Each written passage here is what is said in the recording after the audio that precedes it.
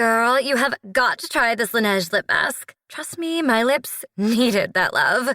Love these vanilla vibes from Kayali. That top note is just so smooth.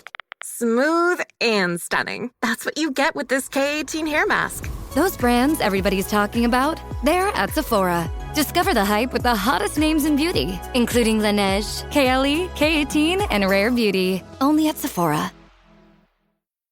Auto insurance can all seem the same until it comes time to use it. So don't get stuck paying more for less coverage. Switch to USAA Auto Insurance and you could start saving money in no time. Get a quote today. Restrictions apply.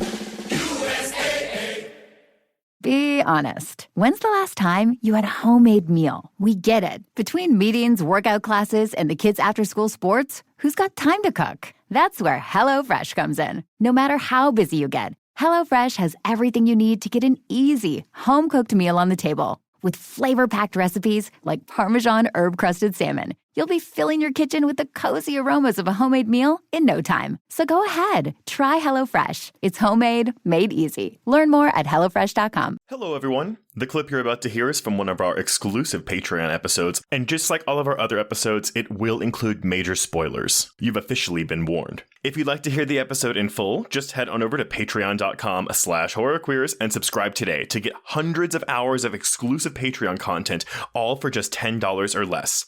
Without further ado, here is your Patreon clip.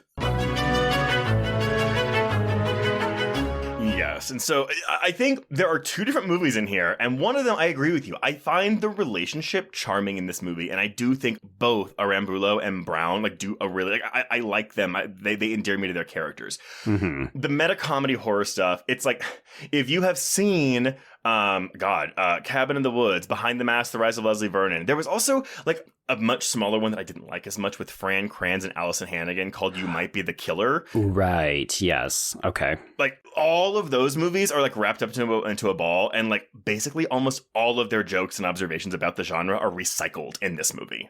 Yes, I can't deny it. I would say for me, the closest approximation in terms of an elevator pitch is, yes, The Rise of Leslie Vernon. And then I would say it meets Tragedy Girls. Oh, you know what? Yes, that's a good one. And this is the thing where it's those are both, for me, much better movies than this. Yeah. And I was a little disappointed because, as I said, this is written and directed by Matthew John Lawrence, who did Uncle Peckerhead, I think an underseen gem for the past 5-ish years. I really liked Uncle Peckerhead. Yeah, so folks, if you haven't seen that one, you're right, Trace. This is celebrating its 5th anniversary this year. And that one is about a vampire who becomes the roadie for a punk band. And the music is good, the characters are fun, the kills are solid. Mm-hmm. It's not meta per se. No. It is sly, it kind of knows what it's doing, mm-hmm. and it knows that you know what it's doing. And I do think that is John Lawrence's forte, is negotiating the audience expectations with the genre conventions, but then also crafting characters you actually deeply care about. So there's a lot of humanity and sweet spot charminess to these films. Yes. But I agree with you that I do think Uncle Peckerhead is probably a better, even more adventurous movie mm-hmm. than this. Yeah, and that's the thing is I'm sitting right at a 2.5 on this because I'm there are things that I like about it. There are moments of inspiration and genuine comedy. I laughed out loud when we cut to Grandma's skeletal remains at the dinner table because I was just okay, that's again, we know what we're doing because Blade Cut is very much a Ed Gein, so Norman Bates, Leatherface type character, but mm-hmm. But I'd never seen that done before, and so I was that is funny. Even though I wish we used that skeleton more. I wish we brought it around with us more. She does show up in the video store later. I know she does, but I was bring her on one of your trips. Yeah, so folks, I really feel if you just heard that logline that I read, you might still misconstrue what the film is actually doing. And to me, this is the part of the movie that doesn't work. Yes. So there's a supernatural aspect to this. So it's not just, my dad is a serial killer and I'm trying to inherit the mantle, which I think would be a much smarter, much simpler film. Yeah.